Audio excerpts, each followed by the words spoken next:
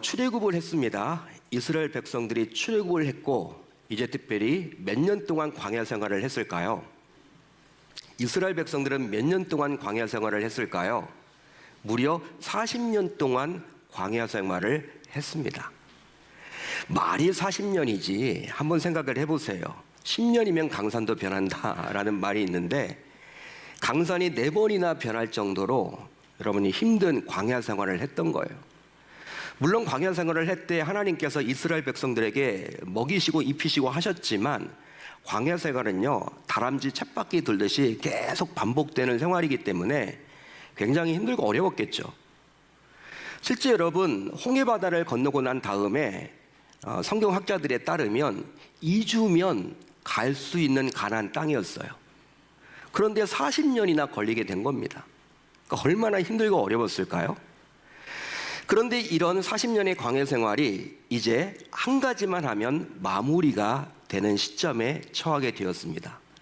자, 그 한 가지는 과연 무엇일까요? 그렇게 고달픈, 그렇게 결핍된, 정말 감당하기 힘든 광야 생활이 이제 맞춰지게 되는 것인데 이 한 가지만 하면 맞춰지게 돼요. 그것은 바로 무엇이냐면 요단강을 건너면 되는 것입니다. 하지만 여호수아 3장 15절을 보게 되면 이스라엘 백성들이 요단강을 건너려고 했던 시기는 요단강의 물이 언덕까지 넘치는 때였어요. 한번 생각을 해보자고요. 우리 지금 안양천이 바로 옆에 있죠. 여러분, 안양천이 지금 흐르고 있습니다. 그런데 막 비가 많이 와가지고 태풍이 와가지고 장마철에 물이 여러분 급속도로 불어나서 이 뚝방길 언덕까지 차고 온다. 여러분, 아무리 수영을 잘한다 하더라도 건너편까지 건너갈 수 있을까요? 수영해서? 절대로 못합니다. 물이 여러분 유속이 빨라요. 당시 여러분 요단강이 그리했다라는 거예요. 따라서 고대 사회인 당시 오로지 사람의 수단과 방법만으로 요단강을 건너는 것은 불가능했겠죠.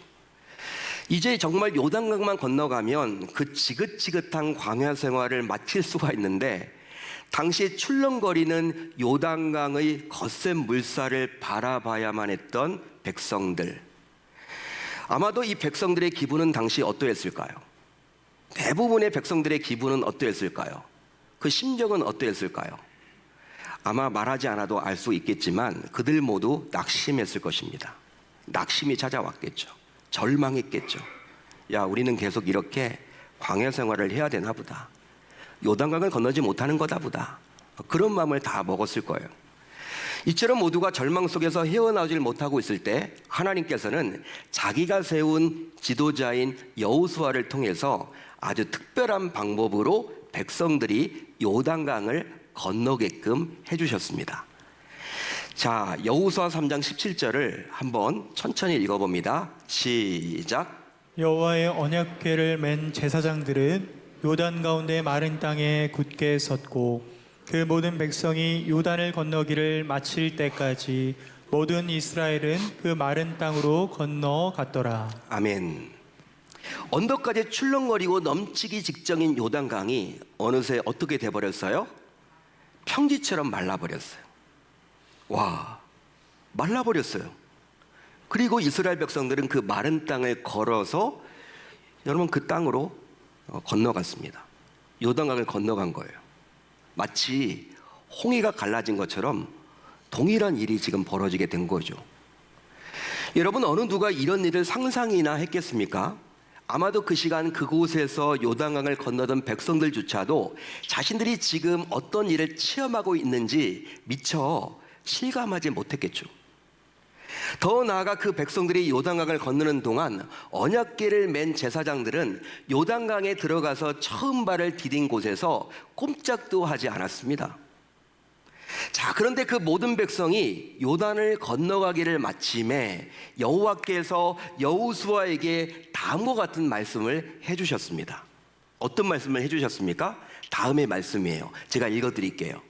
백성의 각 지파에 한 사람씩 12사람을 택하고 그들에게 명령하여 이르기를 요단 가운데 제사장들의 발이 굳게 선 그곳에서 돌 12를 택하여 그것을 가져다가 오늘 밤 너희가 유숙할 그곳에 두게 하라.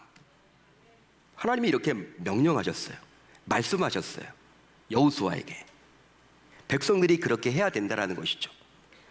결국 여호수아를 통해서 백성들에게 전달된 하나님의 말씀에 대해서 이제 백성들은 놀랍게도 다음과 같은 반응을 보였습니다.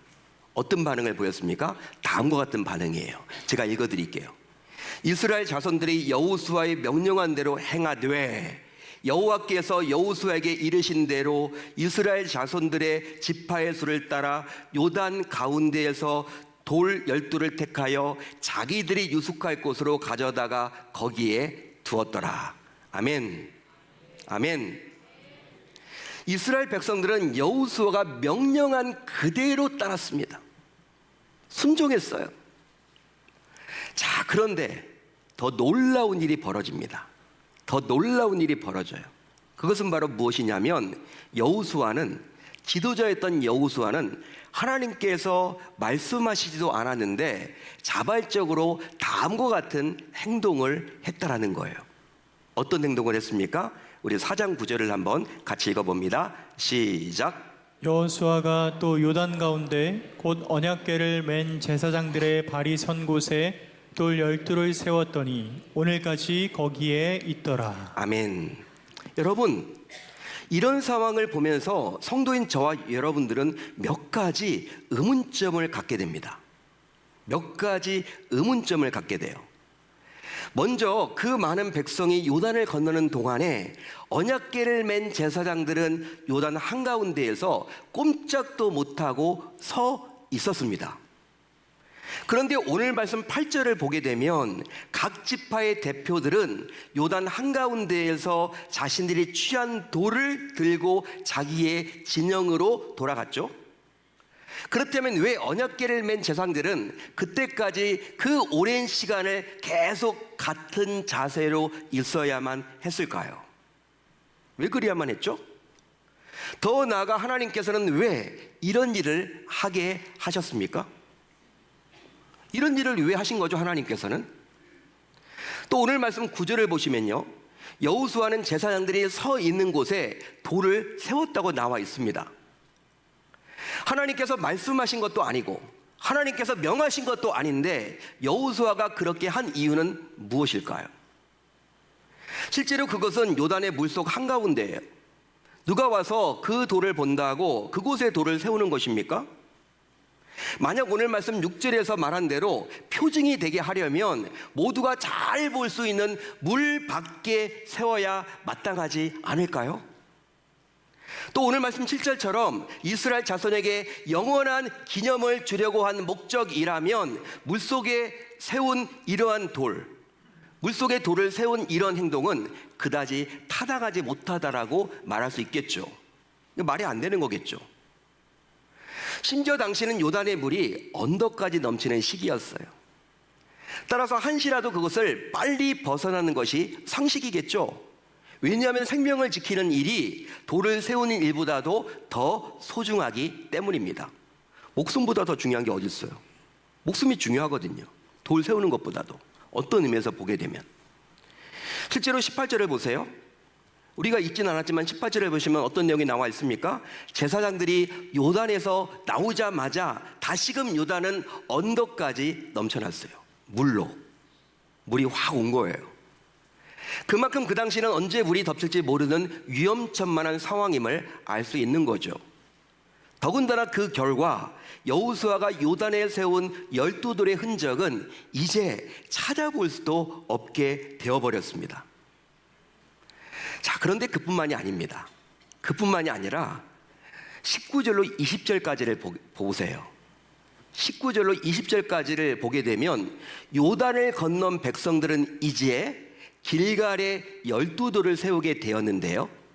그렇다면 요단 안에 세운 돌과 길갈에 세운 돌을 합하면 12돌이 아니라 24개의 돌이 세워진 것입니까? 여러분 어떻게 생각하세요? 12돌이 아니라 이제 24개의 돌이 세워진 것일까요? 도대체 이 돌들을 그곳에 세우는 것이 왜 그리 중요한 것입니까? 이 말씀을 듣는 여러분들은 이런 상황을 이해할 수 있겠습니까? 만약 여러분들이 당시 백성들의 입장이었다면 이처럼 돌을 세우라는 요구를 들었을 때 어떤 반응을 보였을 것 같습니까?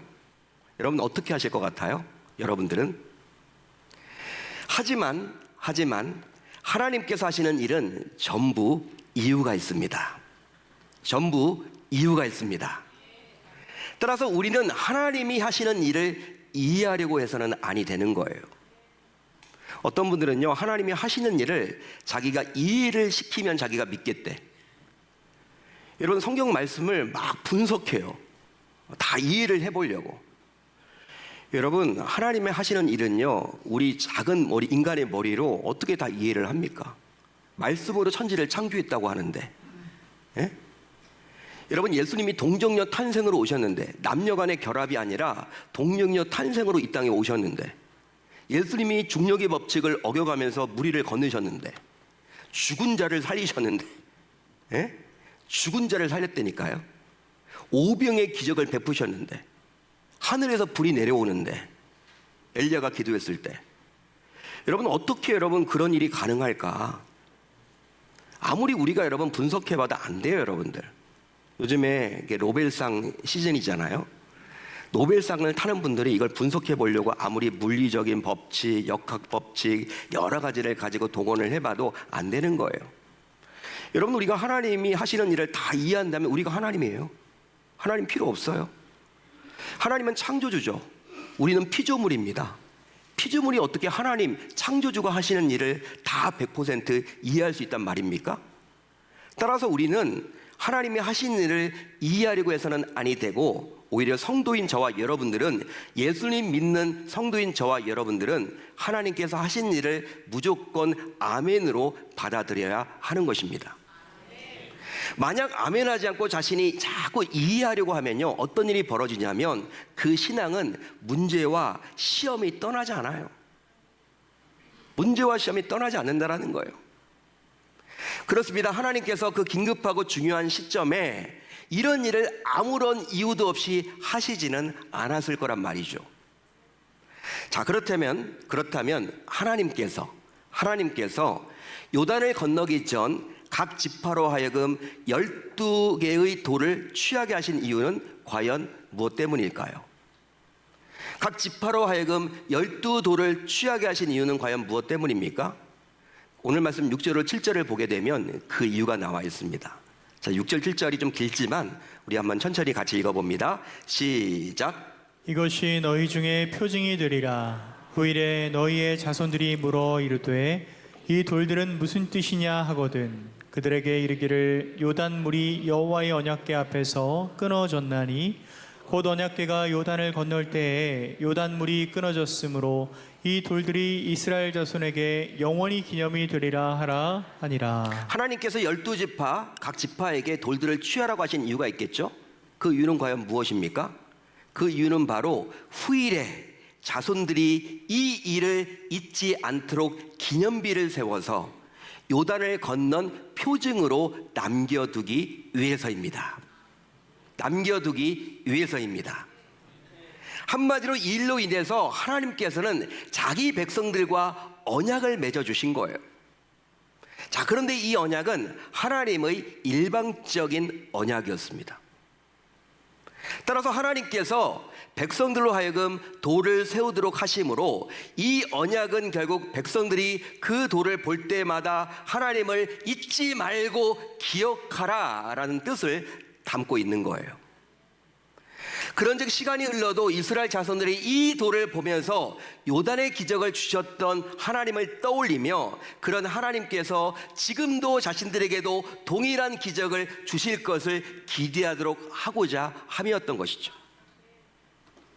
자, 그러면 왜 이 돌을 하룻밤 동안 백성들이 유숙할 숙소에 두라고 했을까요? 여러분, 오늘 말씀 보면 나와 있죠? 백성들에게 어떤 말씀을 하셨습니까? 너희들이 돌들을 가져다가 오늘 밤 너희들이 자는 그곳에 두어라. 왜 그렇게 하셨을까요? 왜 하나님은 그렇게 말씀하셨죠? 왜 자는 곳에 두어라 그렇게 말씀하셨죠? 그것은 바로 모든 백성이 하나님께서 자신들에게 행하실 일들을 생각하도록 하기 위해서였어요.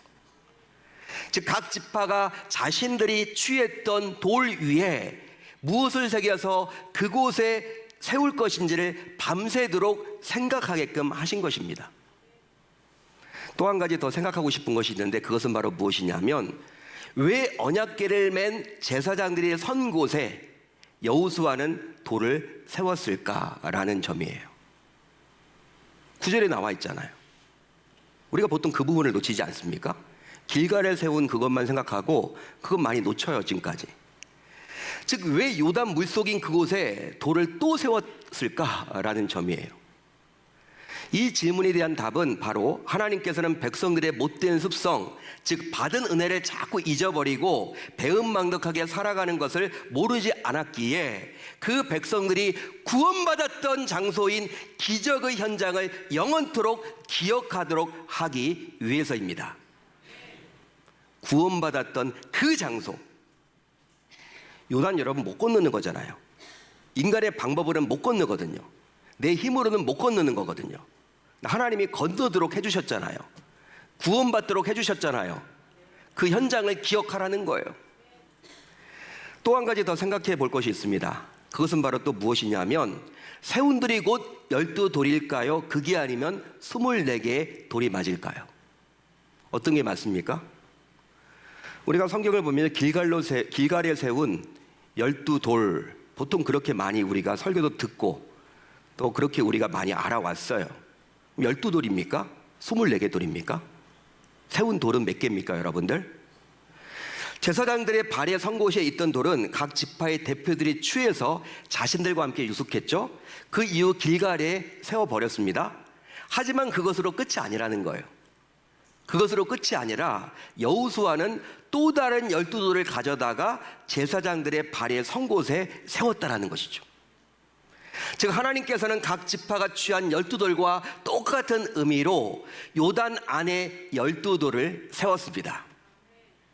그렇게 함으로 요단의 물이 범람할 때에는 그 돌을 볼 수 없지만 건기가 되어서 이제 우기가 끝나고 건기가 되어서 이제 물이 줄어들게 되면 요단 한가운데 서 있는 12돌의 모습을 백성들이 볼 수 있도록 했다라는 거예요. 그 결과 하나님께서는 백성들의 고단한 삶을 아셨고 그때마다 백성들이 이 12돌을 통해서 에너지를 얻고 위로를 받도록 했습니다. 밥을 안 먹어도요 그냥 배불러요. 그리고 항상 모든 것들을 긍정적으로 바라보게 돼. 그럴 수도 있지 뭐. 내가 행복해. 구원받았다라는 그 은혜가 얼마나 큰지. 내가 뭔데 나를 구원해 주셔? 내가 이렇게 못됐는데 나를 어떻게 하나님이 구원해 주셔? 이 여러분 구원의 감격 때문에 행복한 나라를 보냈어요. 그리고 지금도 여러분 생각 떠올려 보면요 너무나 행복해요. 이처럼 신앙생활을 하는 성도라면 누구든지 하나님으로부터 받았던 나름의 놀라운 은혜가 있습니다. 즉 저처럼 받았던 구원의 은혜, 여러분들이 구원받았다면 구원의 은혜가 다 있을 거예요. 또 치유의 은혜, 회복의 은혜, 응답의 은혜, 해결의 은혜 등 솔직히 그 당시 즉 은혜를 받았던 그때 성도인 우리는 얼마나 감격하고 기뻤습니까?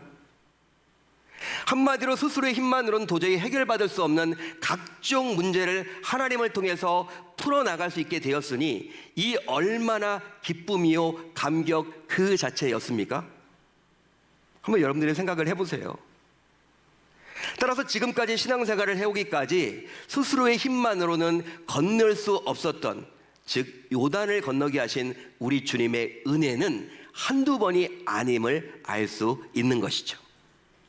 한두 번이 아님을 우리가 깨닫게 돼요. 요단, 내 힘으로는 건널 수 없는 내 문제, 내가 스스로 해결할 수 없는 그 문제를 지금까지 장거리 레이스와 같은 신앙생활을 해오시면서 여러 번 여러분들이 아마 경험을 해보셨을 거예요. 자, 그렇다면 우리 주님으로부터 받았던 그 놀라운 은혜를 증거할 만한 12돌이 아니면 24개의 돌이 지금 신앙생활을 하는 성도인 우리에게는 남아 있습니까? 남아 있나요, 여러분들? 즉 지금까지도 여전히 그 기쁨과 감격이 고스란히 우리에게 남아 있습니까? 아멘이 좀 약하네요, 그죠? 더 나아가 내 주변 사람들과 가족들과 지인들이 여러분들이 세워놓았던 그 12돌을 바라보면서 하나님의 살아계심을 듣고 또 보고 있습니까? 여러분들이 세워놓았던 그 12돌, 24개의 돌을 세워놓은 거를 보고 야, 하나님 살아계시네. 그리고 여러분들의 가족들이, 지인들이 그렇게 이야기하고 있나요? 혹시 만약 이런 질문에 즉각 예로 답하기가 곤란합니까? 여러분 곤란하세요? 하지만 아직 늦지 않았습니다. 아직 늦지 않았습니다. 지금이라도 12돌을 세우면 됩니다.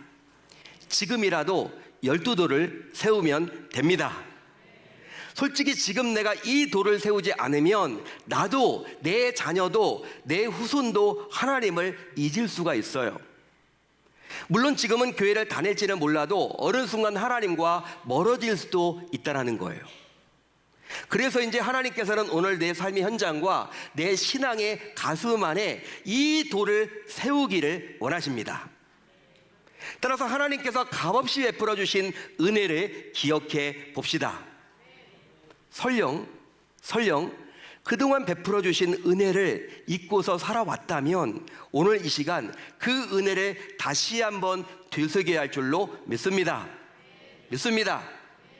또 한 가지가 더 있어요. 돌을 세우는 것은 잊지 않고 기억하겠다라는 신앙 고백입니다. 돌을 세우는 것은 잊지 않고 기억하겠다라는 신앙 고백입니다. 그러기에 오늘부터 즉시 그 은혜의 자리에서 받은 은혜를 고백함으로 말미암아 성도인 우리도 돌을 세워 봅시다. 즉 은혜가 임한 순간 즉시 입으로 감사를 표하고 또 감사의 예물을 드려서 증거로 삼아 하나님께서 보시도록 감사의 돌을 세워야 할 줄로 믿습니다. 그런데요 놀라운 일이 있어요. 무엇이냐면 그것은 이처럼 성도인 우리가 그 자리에서 감사의 돌을 세울 때 하나님께서 더 많은 요단을 건너도록 인도해 주십니다. 즉 못하실 일이 없으신 하나님의 이적과 기적이 감사의 돌이 세워질 때 더 강하게 임하게 된다는 거예요. 할렐루야. 여러분, 이제 성도인 우리 모두 예수님의 서신 발 앞에 내 인생 다할 때까지 감사의 돌을 세워 봅시다. 대제사장이신 예수님은 내가 요단을 건너도록 끝까지 십자가 위에서 목숨을 다 바쳐서 견뎌주셨습니다. 그 은혜의 결과로 내가 구원을 얻고 요단을 건너게 된 것이죠. 따라서 그 은혜를 아는 자라면 절대로 감사하지 않을 수 없습니다. 그러기에 감사의 돌이 없는 신앙은 하나님께서 맺어주신 언약을 일방적으로 저버린 신앙이요, 또 하나님과의 교통이 끊긴 죽은 신앙입니다. 믿으시면 아멘. 여러분, 자 그렇다면 성도인 저와 여러분들 모두 어떻게 감사의 돌을 세울 수 있을까요? 어떻게 하면 감사의 돌을 세울 수 있을까요? 지금 2025년 이 시점에 우리 공동체는 어떻게 하면 감사의 돌을 세울 수 있을까요? 그 비법을 제가 말씀해 드릴게요. 30일 감사 노트로 감사의 돌을 세우기로 다짐하고 결단을 해 봅시다. 30일 감사 노트로 감사의 돌을 세우기로 다짐하고 결단을 해 봅시다.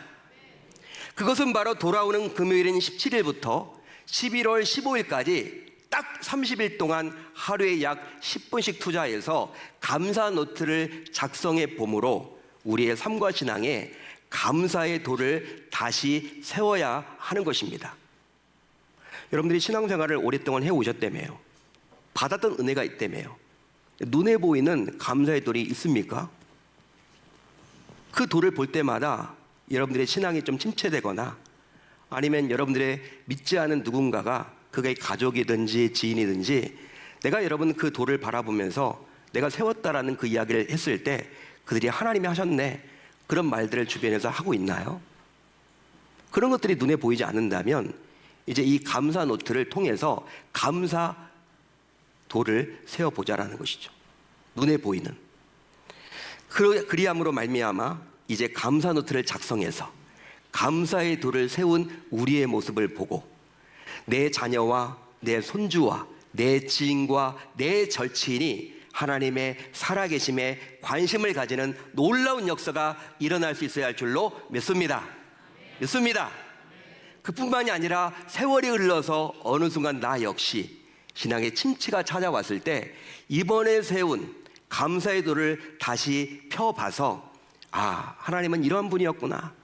하나님 나에게 이렇게 많은 은혜를 주셨네. 여러분들이 하나님으로부터 받았던 각종 은혜를 기억해냄으로 말미암아 침체가 오더라도 그 침체에서 금방 벗어날 수 있어야 할 줄 우리 주님의 이름으로 축원합니다. 축원합니다. 그렇게 멋지게 한번 살아보겠다라고 다짐하고 결단하는 우리 계명의 모든 권속들이 다 될 수 있기를 우리 주님의 이름으로 축복합니다.